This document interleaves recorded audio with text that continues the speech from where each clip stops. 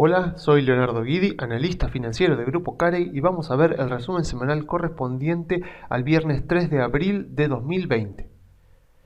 Bueno, comenzamos con Estados Unidos, donde vemos que la recuperación que había iniciado el Standard & Poor's hace una semana, durante esta semana frenó un poco, con lo cual quiere decir que los inversores están descontando efectivamente que la situación de Estados Unidos va a mejorar, que en algún momento va a volver a la normalidad, pero que todavía no tiene la información necesaria para poder determinar cuándo será. Claramente no está descontando que la situación se va a descontrolar en Estados Unidos o en Europa, porque si no veríamos nuevos mínimos. Y no estamos viendo eso. Entonces, estamos viendo un mercado que descuenta que esta situación se va a controlar, pero que todavía no puede dilucidar exactamente cuándo. En el momento en que el mercado pueda anticipar el retorno a la vida normal, seguramente veremos recuperaciones mayores. Y es importante en este momento evaluar la situación en la que se encuentra, sobre todo Estados Unidos, sobre todo para diferenciar varias cosas que se han estado diciendo. Por ejemplo, Estados Unidos no se enfrenta a una recesión, se enfrenta más bien a una contracción. Y acá es importante hacer esta distinción para no cometer errores de concepto. Una recesión ocurre cuando se han cometido excesos en uno o varios sectores de la economía en las cuales se ha asignado capital erróneamente. Entonces, el proceso de reasignación de ese capital desde los sectores erróneos, los menos productivos de la economía, hacia sectores correctos, o sea, sectores más productivos, eso se llama recesión. Todo ese proceso es lo que se llama una recesión. ¿Cuándo ocurrió eso? Por ejemplo, en la burbuja de las .com había que corregir valuaciones exageradas de empresas tecnológicas.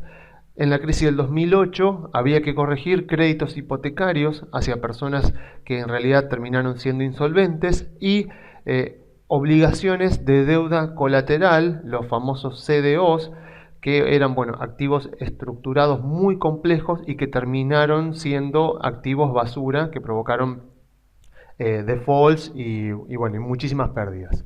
En este momento Estados Unidos se enfrenta más bien a una contracción, porque hasta febrero Estados Unidos venía teniendo una economía muy saludable, que venía creciendo con baja inflación. Es verdad que venía creciendo a un ritmo bastante moderado, no era un crecimiento económico muy acelerado, pero las acciones no necesitan de grandes crecimientos económicos para subir, así que un crecimiento del 2% para Estados Unidos no le provocaba ningún problema a las acciones para subir, y era un crecimiento bastante orgánico y saludable.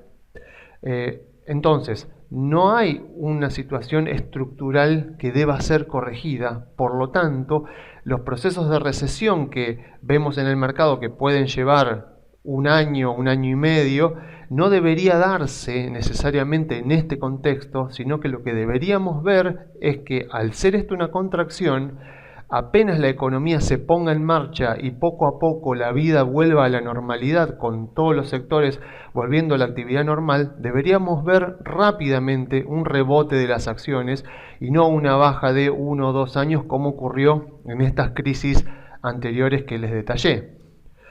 Y por eso es importante volver a recalcar lo que yo decía la semana pasada. ¿Qué se necesita para que se inicie una recuperación en las acciones? ¿Qué se necesita? Se necesita que los precios estén descontando escenarios exageradamente negativos para ser verdad. A medida que los inversores se van dando cuenta de que exageraron con lo que descuentan en los precios, ahí se da inicio a un nuevo mercado alcista. Entonces, las acciones no necesitan de una confirmación total y absoluta de los datos económicos para iniciar una recuperación. De hecho, son las acciones las que suelen comenzar a subir cuando incluso los datos económicos están empeorando. Las acciones nunca esperan a que llegue una señal clara desde la economía para iniciar la recuperación. Vuelvo a repetir esta frase que he dicho varias veces: no es la economía la que anticipa el movimiento de las acciones, es el movimiento de las acciones el que anticipa lo que sucederá en la economía. Y lo podemos ver en lo que sucedió en la crisis de 2008. Fíjense, El mínimo del mercado se dio el 9 de marzo de 2009 y fíjense este rebote en forma de V corta que es muy usual en los pisos de mercado. Fíjense que la recesión se dio terminada recién en julio de 2009 y el máximo de la tasa de desempleo que llegó a tocar el 10% fue en octubre de 2009 y fíjense todo el recorrido que ya había hecho el Standard & Poor's para ese momento. ¿Por qué? Porque ya para este momento los inversores, a través de los precios de las acciones, empezaban a descontar que la situación económica ya iba a empezar a mejorar, a pesar de que todavía los datos económicos no reflejaban eso, y de hecho fíjense que incluso mostraban situaciones que empeoraban a lo largo que las acciones subían, y al final los inversores terminaron teniendo la razón porque se salió de la recesión y el desempleo volvió a bajar. Y es importante muchas veces, sobre todo para los que están comprados en este momento, de que tengan cuidado de no intentar predecir el mercado a corto plazo, porque puede pasar que por salirse de manera anticipada o ante el susto que estamos viendo, se pierdan del inicio del nuevo mercado alcista. Y fíjense los retornos promedios que han dado los mercados alcistas a lo largo de la historia, incluso incorporando el mercado post-crisis subprime. Fíjense que en el primer mes en promedio han rendido las acciones 11%, en los primeros 3 meses casi 23% y en los primeros 12 meses de mercado alcista un 47%. Entonces, a veces por esperar demasiado uno puede perderse ese empujón inicial que suelen tener las acciones cuando salen de un mercado bajista. Entonces tratemos de que esta no sea la situación. Y para aquellos que ya estaban comprados a partir de febrero y que no saben qué hacer, bueno, lo importante es no desesperar. Acá tenemos una visión más histórica, más a largo plazo, y ustedes fíjense que los mercados alcistas siempre son o generalmente son más largos en cuanto a tiempo y en cuanto a rendimiento que los mercados bajistas, porque los mercados bajistas básicamente vienen a corregir los excesos, como ya lo dije anteriormente. Pero fíjense que aquellas personas que han sido persistentes, que han tenido paciencia y que no han desesperado, a la larga siempre han resultado ganadoras. Bueno, eso es con respecto a Estados Unidos. Con respecto a Argentina, es importante hacer una diferencia entre lo que es la situación de Estados Unidos y la situación de Argentina. En ambos casos, los bancos centrales de ambos países han acelerado la emisión monetaria, pero con contextos diferentes. Fíjense, en Estados Unidos tenemos en el gráfico esta emisión monetaria, esta base monetaria, y fíjense que la demanda de dinero, teniendo siempre en cuenta que la inflación es un fenómeno estrictamente monetario, fíjense que en este caso Estados Unidos, cuando hay una crisis y la gente se asusta, aumenta la demanda de dinero para atesoramiento, aunque baja un poco obviamente la demanda de dinero para transacciones, pero fíjense que en Estados Unidos lo que pasa es que aumenta la demanda de dinero. ¿Y qué es lo que pasa con esto? El poder adquisitivo del dinero sube, con lo cual una crisis de estas características a Estados Unidos lo podría llevar a una deflación. Entonces, ¿qué hace la Fed? Lo que hace la Fed acá es aumentar la cantidad de dinero, o sea que es exactamente lo que se anunció hace un par de semanas. Emite dólares la Fed para compensar este aumento en la demanda de dinero para atesoramiento, y lo que pasa es que entonces no genera inflación y tampoco genera deflación, sino que compensa oferta de dinero ante una mayor demanda de dinero. ¿Qué es lo que pasa en Argentina? En Argentina pasa el caso contrario. Por nuestra historia, ante las crisis en Argentina, en vez de subir la demanda de dinero como pasa acá en Estados Unidos, en Argentina cae la demanda de dinero, porque sabemos que como Argentina no tiene moneda, el peso solo se usa para transacciones, no se utiliza para atesoramiento. El argentino prefiere para atesoramiento, para resguardo de valor, tener dólares o tener algún bien tangible como por ejemplo una propiedad inmobiliaria.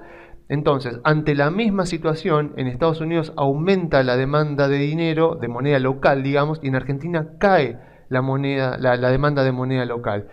O sea que cuando el Banco Central de Argentina ha decidido aumentar la base monetaria, en realidad aceleró el problema, por lo tanto deberíamos esperar que se acelere un poco la tasa de inflación durante los próximos meses por esta caída de la demanda de dinero y por el aumento de la oferta monetaria por parte del Banco Central. Entonces, primera sugerencia muy importante, tratemos de mantenernos dolarizados. En la bolsa nosotros tenemos el dólar bolsa, con el cual podemos dolarizarnos de manera totalmente legal y sin límites, así que por favor aprovechemos este instrumento porque la situación de Argentina es de una fragilidad muy importante y por lo tanto tener nuestros ahorros en pesos es bastante riesgoso.